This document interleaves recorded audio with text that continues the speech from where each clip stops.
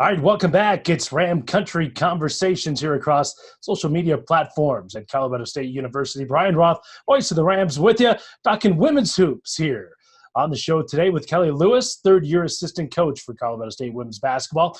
Kellie, thanks for joining us. I want to talk hoops with you, but really more importantly, I wanted to start off with the Black Lives Matter movement and some of the protests that have transpired over the past couple of months across this country.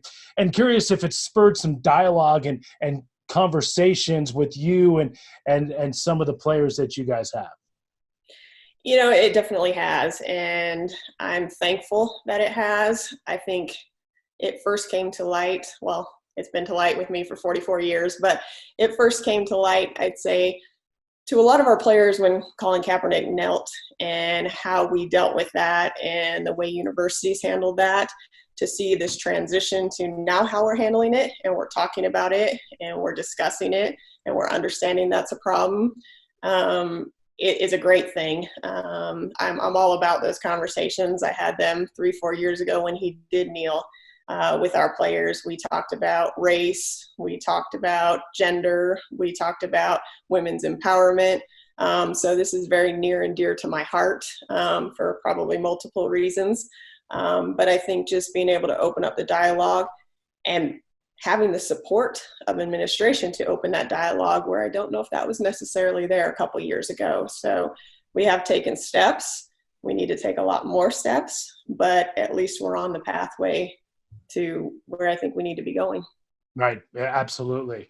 All right. Well, let's talk some hoops. And obviously the pandemic has created a lot of challenges with the lockdown. But hey, one of the areas in my life that it's been better is I've had more family time. And I know that's been one of the key parts, maybe silver linings for you, more family time. Yeah, you know, it was hard when it first started because my daughter goes to high school down in Florida. And so she was actually supposed to come up for spring break when it first started, and we had to cancel that, which was a challenge for me just mentally. And then the next challenge became, how am I going to get her here? Do I need to drive down to Florida to get her? Can I put her on a plane and feel like I'm not a terrible parent for making my 16-year-old jump on a plane and mask up and do it? But she did.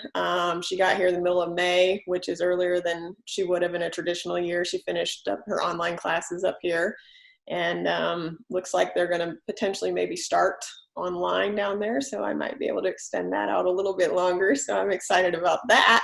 Don't love the reason, but you know, it is like you said, it is a silver lining. We've gotten a lot of time together. Now she may tell you the exact opposite, but you know. That's funny. Well, let's talk recruiting. And obviously it's presented challenges to coaches across the nation on trying to get out and see kids in person, visit kids in person. How have you and the rest of your coaching staff adjusted with recruiting in this pandemic? You know, I think it's been a fairly easy adjustment for us because I think the prospects know they've got to do a little more. They've got to extend themselves a little more. So we're probably getting a whole lot more correspondence than we ever did. Now, it's probably a little more work to decipher through that, but at least you have those opportunities where some of these kids we may not have even seen anyway, but now we're getting the opportunity because they're reaching out to us and showing a legitimate interest. So, you know, we've had great conversations with recruits.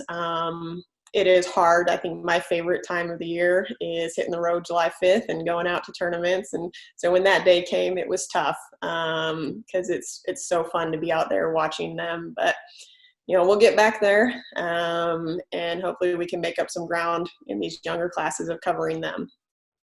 All right, final thought before we let you go. This is going to be a new mix of players coming into Colorado State, some transfers that were with you, sat out last year, some transfers that are coming over that'll be immediately eligible. Yeah, freshmen to get into the mix as well. I know it's been a challenge not having them on campus during the summer, but I'm curious, when you're bringing in so many new players, how has this affected you guys, and how do you speed up that process of getting everybody acclimated and on the same page?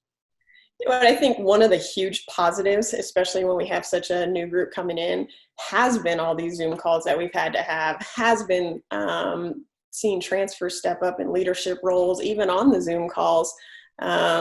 And I know in women's sports how much chemistry matters and means to us. And I think we're seeing a more connected team than we have, even though we have so many new people.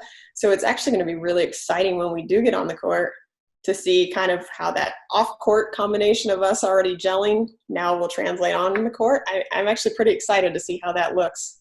Yep, turning perceived negatives into positives. I like it, Kellie. Thank you so much. We really appreciate the time. Thank you so much for having me. All right, that's Kellie Lewis, the third-year assistant basketball coach for Colorado State women's basketball team. I'm Brian Roth. Thanks for watching Ram Country Conversations.